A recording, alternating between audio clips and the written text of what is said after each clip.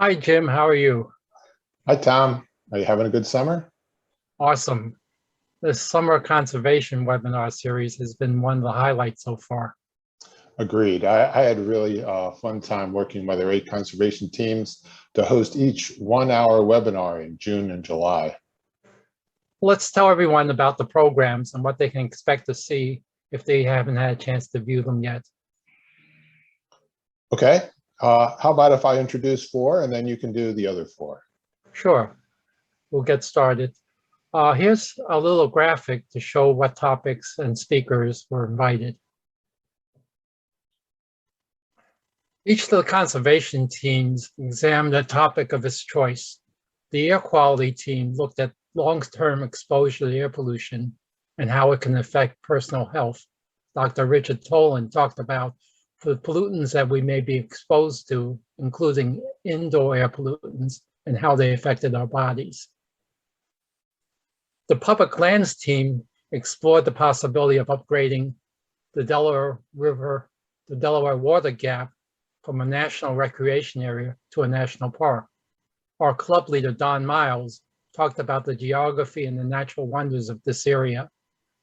John Donahue, a former superintendent of the Delaware Water Gap National Recreation Area, talked about the benefits that could arise from redesignating the water gap to a national park. Next, the water quality team examined how a stream damaged by coal mining could be restored by limestone treatment. Dennis Kaufman from Child Unlimited explained how his group undertook a project to install and maintain a limestone treatment system to counteract the acid mine drainage.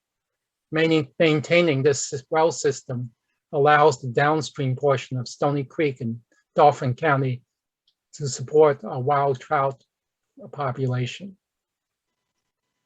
The Dirty Energy team spoke as a group of activists, the Safety 7, who were forcing the Mariner East Pipeline project to comply with environmental and safety standards.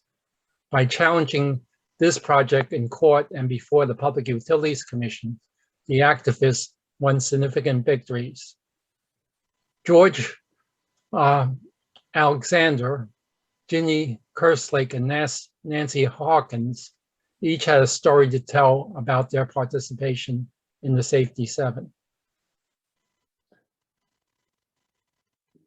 Thanks, Tom. And the other four teams, the Clean Energy team, invited someone to speak about solar for everyone, the community solar legislation in Pennsylvania. We invited Henry McKay from Solar United Neighbors to explain just exactly what community solar is and how it can benefit all Pennsylvanians. The next team, the transportation team, wanted to talk about the upcoming funding crisis for public transportation in Pennsylvania. The current funding runs out in 2022.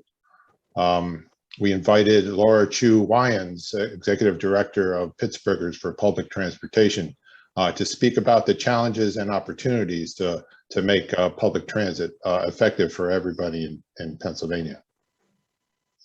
The Zero Waste team decided to speak themselves about the opportunities to reduce single-use plastics in our lives.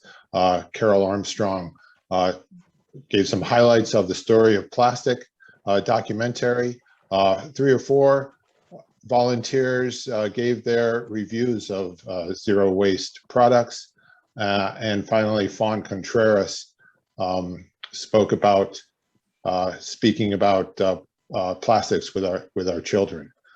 And finally, the Food and Agriculture team invited someone to talk about their journey to starting an urban farming nonprofit in Pennsylvania.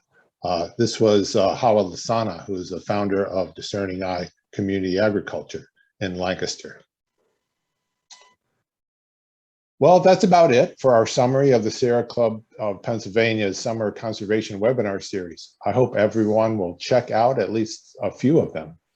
Here's a viewing tip. In YouTube, you can set the playback speed to 150 or 200%. Watch a 60-minute video in 30 minutes. we received a lots of positive feedback already, and I think there's an interest in doing this again. Maybe during the winter or certainly by next summer. Yep, thanks for listening. And be sure to explore the great resources on Pennsylvania chapter website. Let me put that up.